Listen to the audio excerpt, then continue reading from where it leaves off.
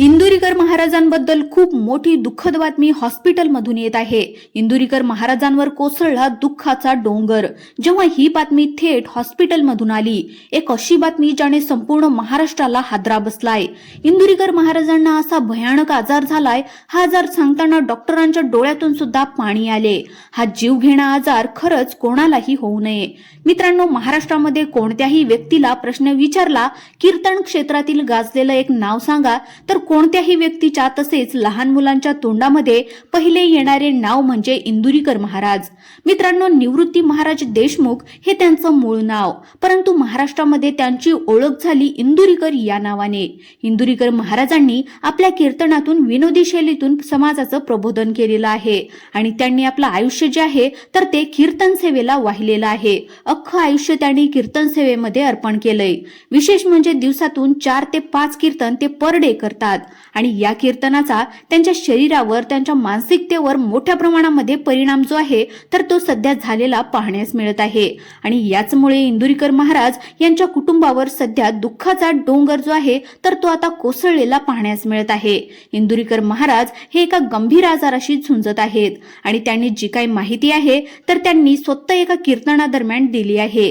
विशेष म्हणजे त्यांनी स्वतः सांगितलेलं आहे की आपल्या मृत्यूचं कारण हा आजार असणार आहे। त्यांनी कीर्तनामध्ये स्पष्ट प्रेक्षकांना, श्रोत्यांना विनोदी शैलीतून त्यांच्या आजाराचं जे काही कारण आहे तर ते या ठिकाणी सांगितलं आहे, परंतु लोकांनी यावर कितपत विश्वास ठेवला आणि याच त्यांच्या विनोदी शैलीमुळे त्यांच्या आजाराचे गंभीरपण श्रोत्यांच्या लक्षात आलं असेल की नाही, हा एक प्रश्न निर्माण झाला आहे। पहा, इंदुरीकर महाराज यांनी स्वतः सांगितलं आहे की ते एका गंभीर आजाराशी झुंजत आहेत। त्यांनी स्वतः सांगितलं आहे की आपल्याला कोणत्याही क्षणी हार्ट अटॅक येऊ शकतो, कारण त्यांच्या छातीवर सूज आली आहे आणि याचमुळे ते कधीही जाऊ शकतात आणि त्यांचं जय हरी विठ्ठल सुद्धा होऊ शकतं, असं त्यांनी स्वतः सांगितलं आहे। दिवसातून 4 ते 5 कीर्तन, रोज प्रवास, या सर्व गोष्टींचा ताण इंदुरीकर महाराज यांच्या प्रकृतीवर झालेला पाहण्यास मिळत आहे आणि याहीपेक्षा एक महत्त्वाचं आणि सर्वात मोठं कारण म्हणजे इंदुरीकर महाराजांच्या आजाराचं ते कारण सुरू होतं 6 नोव्हेंबर 2025 ला। 6 नोव्हेंबर 2025 ला असं काय झालं जेणेकरून इंदुरीकर महाराजावर हा दुःखाचा डोंगर कोसळला आहे, तर 6 नोव्हेंबर 2025 ला निवृत्ती महाराज देशमुख म्हणजेच इंदुरीकर महाराज यांची कन्या ज्ञानेश्वरी हिचा साखरपुडा पार पडलेला आहे आणि या साखरपुड्यामुळे इंदुरीकर महाराज यांना मानसिक त्रास सहन करावा लागला आहे। आता तुम्ही म्हणाल, इंदुरीकर महाराजांच्या मुलीचा साखरपुडा झाला, ही तर खूप चांगली गोष्ट आहे, मग याचा मानसिक ताण घेण्याची काय गरज आहे?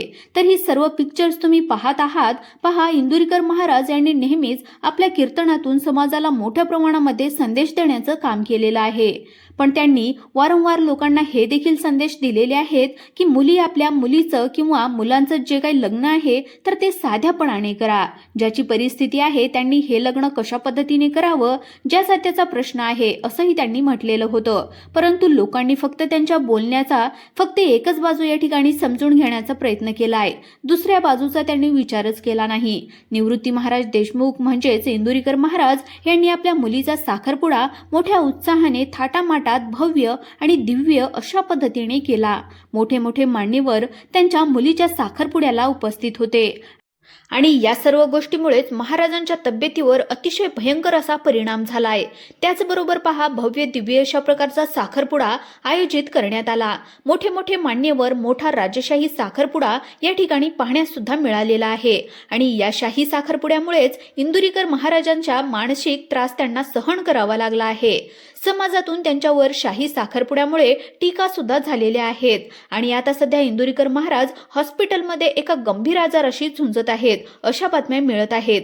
पहा, इंदुरीकर महाराज यांना साखरपुड्याच्या लोकांनी केलेला जो काही ट्रोल आहे, ज्या काही टीका आहेत, या टीकेचा त्यांना मानसिक धक्का जो आहे तर तो बसला आहे आणि या सर्व गोष्टीमुळेच इंदुरीकर महाराज यांच्या छातीवर सूज आल्याची बातमी सुद्धा या ठिकाणी पाहायला मिळत आहे आणि त्यांनी सांगितलं आहे की आपल्याला कधी सुद्धा हार्ट अटॅक येण्याची शक्यता आहे।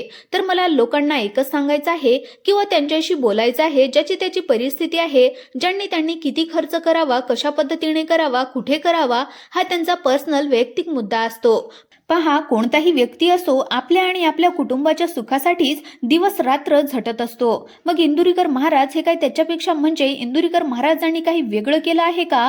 प्रत्येकाचं स्वप्न असतं आपल्या मुलीचं, आपल्या मुलाचं लग्न जे आहे तर ते खूप मोठं व्हावं, खूप चांगलं व्हावं आणि इंदुरीकर महाराजांनीही तेच केलं. परंतु लोकांनी त्यांना या गोष्टीमुळे ट्रोल केलं आणि या सर्व गोष्टींचा जो काही ताण आहे तर तो इंदुरीकर महाराजांना आलेला आहे. मानसिक त्रास त्यांना झालेला आहे आणि मानसिक त्रासातून शारीरिक त्रास त्यांना सुरू झाला आहे आणि या शारीरिक त्रासामुळेच इंदुरीकर महाराजांना पहा सध्या कीर्तन सेवेपासून दूर जावं लागत आहे. सध्या त्यांनी कीर्तनापासून थोडा ब्रेक घेतला आहे. लवकरच ते पुन्हा कीर्तन सेवा सुरू करतील अशी अपेक्षा आपण ईश्वरचरणी प्रार्थना करूयात. आणि याच त्यांच्या विनोदी शैलीमुळे त्यांच्या आजाराचे गंभीरपण श्रोत्यांच्या लक्षात आलं असेल की नाही हा एक प्रश्न निर्माण झाला आहे. पहा, इंदुरीकर महाराज यांनी स्वतः सांगितलं आहे की ते एका गंभीर आजाराशी झुंजत आहेत. त्यांनी स्वतः सांगितलं आहे की आपल्याला कोणत्याही क्षणी हार्ट अटॅक येऊ शकतो, कारण त्यांच्या छातीवर सूज आली आहे आणि याचमुळे ते कधीही जाऊ शकतात आणि त्यांचं जय हरी विठ्ठल सुद्धा होऊ शकतं असं त्यांनी स्वतः सांगितलं आहे. दिवसातून 4 ते 5 कीर्तन, रोज प्रवास या सर्व गोष्टी ताण इंदुरीकर महाराज यांच्या प्रकृतीवर झालेला पाहण्यास मिळत आहे आणि याच त्यांच्या विनोदी शैलीमुळे त्यांच्या आजाराचे गंभीरपण श्रोत्यांच्या लक्षात आलं असेल की नाही हा एक प्रश्न निर्माण झाला आहे. पहा, इंदुरीकर महाराज यांनी स्वतः सांगितलं आहे की ते एका गंभीर आजाराशी झुंजत आहेत. त्यांनी स्वतः सांगितलं आहे की आपल्याला कोणत्याही क्षणी हार्ट अटॅक येऊ शकतो, कारण त्यांच्या छातीवर सूज आली आहे आणि याचमुळे ते कधीही जाऊ शकतात आणि त्यांचं जय हरी विठ्ठल सुद्धा होऊ शकतं असं त्यांनी स्वतः सांगितलं आहे. दिवसातून 4 ते 5 कीर्तन, रोज प्रवास या सर्व गोष्टींचा ताण इंदुरीकर महाराज यांच्या प्रकृतीवर झालेला पाहण्यास मिळत आहे आणि याहीपेक्षा एक महत्त्वाचं आणि सर्वात मोठं कारण म्हणजे इंदुरीकर महाराजांच्या आजाराचं ते कारण सुरू होतं 6 नोव्हेंबर 2025 ला. इंदुरीकर महाराज पुन्हा एकदा नव्या उत्साहाने, नव्या जोमाने कीर्तन सेवेमध्ये रुजू व्हावेत ही संपूर्ण महाराष्ट्राची अपेक्षा आहे, इच्छा आहे. प्रत्येक जण इंदुरीकर महाराजांच्या प्रकृतीसाठी प्रार्थना करत आहे. लवकरच ते बरे होतील आणि पुन्हा एकदा कीर्तनासाठी उभे राहतील अशी आपण अपेक्षा करूयात. या इंदुरीकर महाराजांच्या आजाराचे जे काही कारण आहे ते मानसिक अगोदर होतं आणि या मानसिक आजाराच्या पुढे त्यांच्या प्रकृतीवर, शरीरावर परिणाम झाला आणि त्यांना शारीरिक आजाराशी झुंज द्यावी लागत आहे. त्यामुळे कृपा करून लोकांनी, टीका करणाऱ्यांनी एखादी गोष्ट जर तुम्हाला पटत नसेल, आवडत नसेल तर तुम्ही त्या गोष्टीकडे लक्ष देऊ नका, दुर्लक्ष करा. आपण पहा, एखाद्या गोष्टीमध्ये आपलं काही घेणं देणं नसतं, परंतु त्यामध्ये टीका करत असतो, त्यावर बोलत असतो आणि या सर्व गोष्टींचा परिणाम त्या व्यक्तीवर होतो ज्याच्यावर आपण बोलतो, ज्याच्यावर आपण टीका करत असतो. तो या गोष्टींचा खूप गंभीरपणे विचार करतो. उदाहरणार्थ, या ठिकाणी इंदुरीकर महाराज आपण सहज बोलून जातो, पण या सहज बोलण्याचा ज्याच्यावर बोलतोय त्यावर काय परिणाम होतो याचा विचार कोणीही करत नाही. इंदुरीकर महाराजांनी खूप जास्त मोठ्या प्रमाणात मानसिक ताण घेतल्यामुळे त्यांना हा शारीरिक त्रास सुरू झालेला आहे. त्यामुळे कृपा करून कुणावरही बोलताना, टीका करताना विचार करून बोललं पाहिजे, जेणेकरून समोरच्या व्यक्तीला जो काही त्याचा त्रास आहे तो झाला नाही पाहिजे. मित्रांनो, व्हिडिओला लाईक करा आणि चॅनलवर नवीन आले असाल तर चॅनलला सबस्क्राईब अवश्य करा. धन्यवाद.